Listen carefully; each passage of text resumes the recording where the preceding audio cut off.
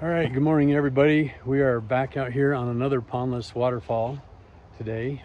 This one is a little bit different. Let me turn you around here and we'll show you. Okay, they had a small pond right here, and Clayton got here early and he took all the rocks out and piled them up over there.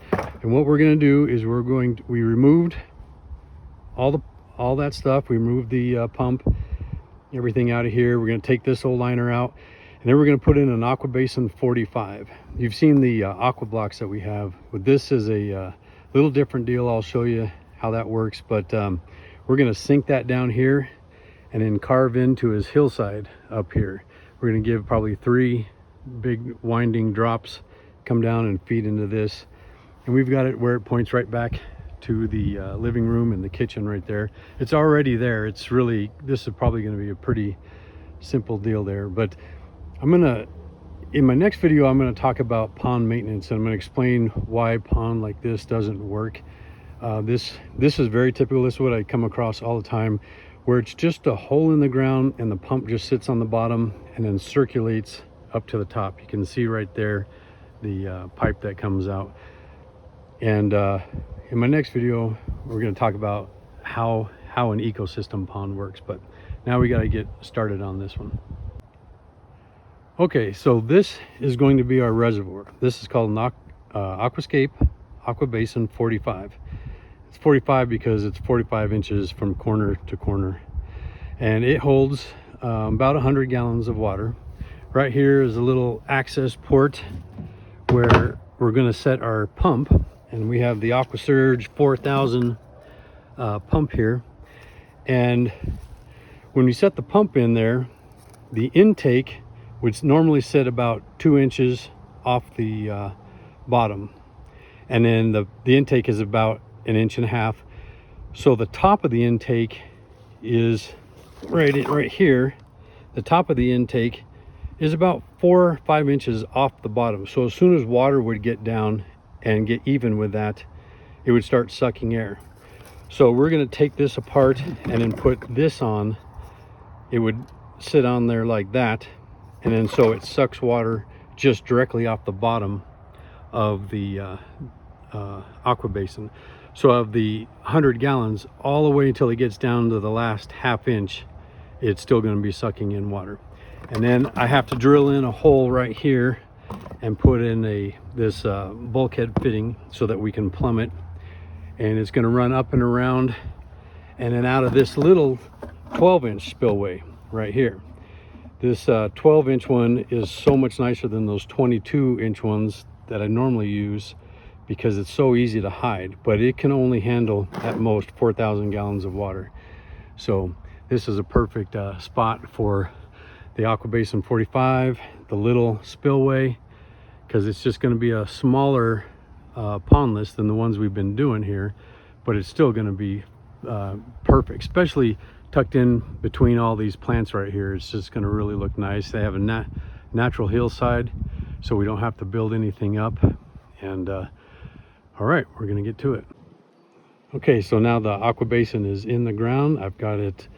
I've got the pump installed with the low suction fitting to come in and around. It'll come out this side over here. I've just got that stuck in there to keep that clean. Our piping will go up and around. We brought in all the boulders, and now we're just going to use the shop vac to clean all this off. We wound up getting a little more dirt on there than we'd like. It won't hurt the pump anything to get some dirt. I mean, dirt's going to work its way through there, but we want to keep it as minimal as possible. But we're almost ready to start doing the fun part, which is building the waterfall up the hill. All right, well, we're done with day one.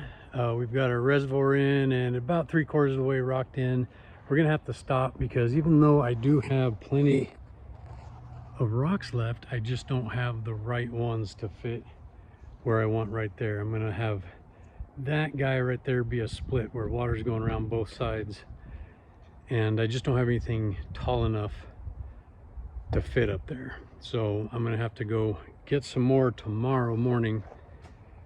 So we're at a good stopping point. Once those are set in there, then it's just smooth sailing after that. We'll be out of here maybe by lunchtime, I don't know, but it'll be pretty quick.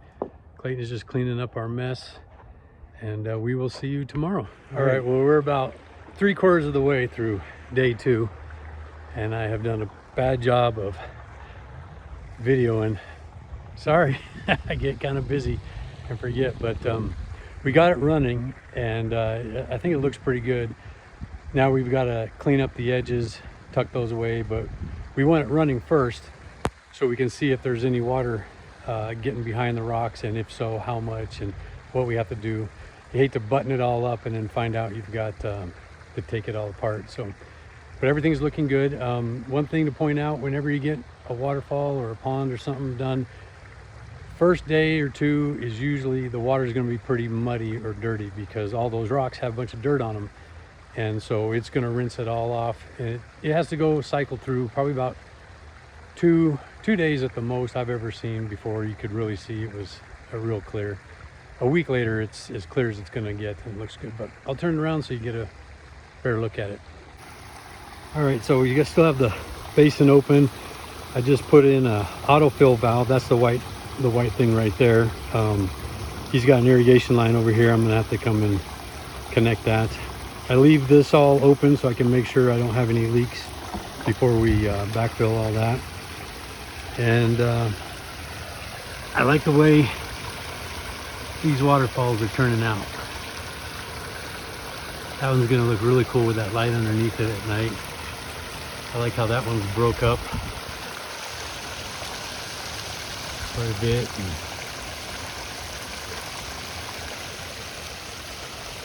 And then we have the spillway coming in from behind that bush there.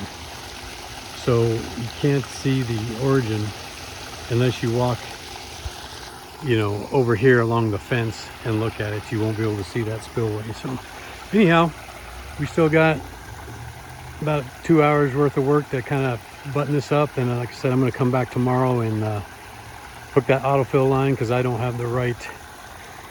He has a 3/4 inch irrigation line instead of a 1/2 inch. So, but all right, well, that is a wrap on this little pondless waterfall. It's about 8 foot long, has a 4,000 gallon pump, and but it just fits in perfect on this little hillside they have right here in the back corner of their property. So I'm pretty happy with it, how it turned out. Gotta give a shout out to my boy Clayton, who helped me with this. He's helped me in the last couple, and he makes it a lot easier for me. So if you're in need, he has a little fence company, he builds fences. So if you need somebody in the Colorado Springs, Peyton, Callahan area, give him a call. All right, well, thanks a lot, and we're off to the next one.